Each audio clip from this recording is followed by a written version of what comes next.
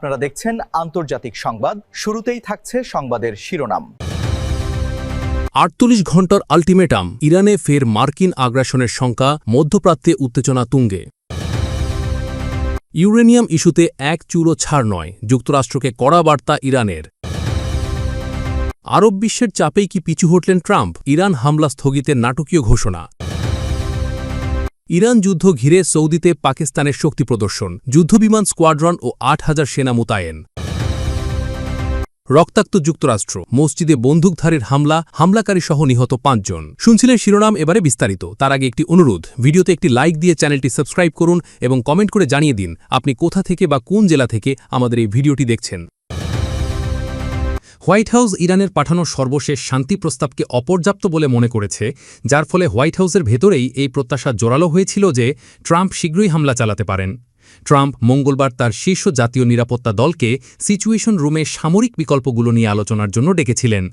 একজন ঊর্ধ্বতন মার্কিন কর্মকর্তা এমনও বলেছিলেন যে যদি ইরান তার অবস্থান না বদলায় তাহলে আলোচনা বোমার মাধ্যমে চালিয়ে যেতে হবে। ডিফেন্স সেক্রেটারি পিট হেগসেথ এবং joint chiefs chairman general Dan কেইনকে নির্দেশ দেওয়া হয়েছে যাতে তারা ইরানের বিরুদ্ধে পূর্ণমাত্রায় বড় আক্রমণ পরিচালনার জন্য যে কোনো মুহূর্তে প্রস্তুত থাকেন যদি কোনো গ্রহণযোগ্য চুক্তিতে পৌঁছানো না যায়। একটি ভঙ্গুর যুদ্ধবিরতি বলবৎ রয়েছে, কিন্তু পাকিস্তানের মধ্যস্থতায় আলোচনা স্থবির হয়ে পড়েছে এবং প্রেসিডেন্ট ট্রাম্প বলেছেন যুদ্ধবিরতি এখন লাইফ সাপোর্টে রয়েছে। যুক্তরাষ্ট্র ও ইরান এখন হরমুজ প্রণালীকে কেন্দ্র করে এক ধরনের সামরিক ও অর্থনৈতিক অচল অবস্থায় আটকে আছে।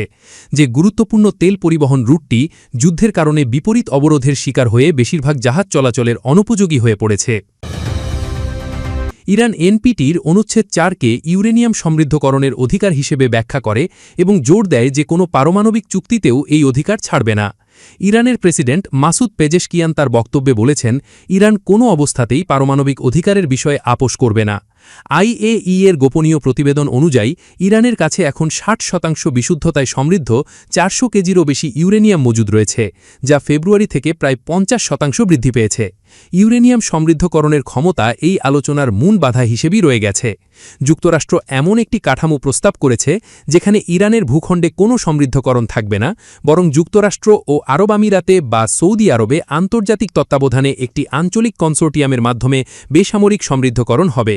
তবে ইরানের পররাষ্ট্র মন্ত্রণালয়ের মুখপাত্র স্পষ্ট করে বলেছেন, ইরান পারমাণবিক সমৃদ্ধকরণের অধিকারে কোনো আপোস করতে রাজি নয়, কারণ এটি তাদের মতে এনপিটি চুক্তিতে নিশ্চিত করা অধিকার। প্রেসিডেন্ট ট্রাম্প সোমবার ঘোষণা করেছেন যে মঙ্গলবারের জন্য নির্ধারিত ইরানে মার্কিন হামলা স্থগিত করা হয়েছে। এই ঘোষণা তিনি করেছেন কাতার, সৌদি আরব এবং সংযুক্ত আরব আমিরাতের নেতাদের অনুরোধের পরিপ্রেক্ষিতে।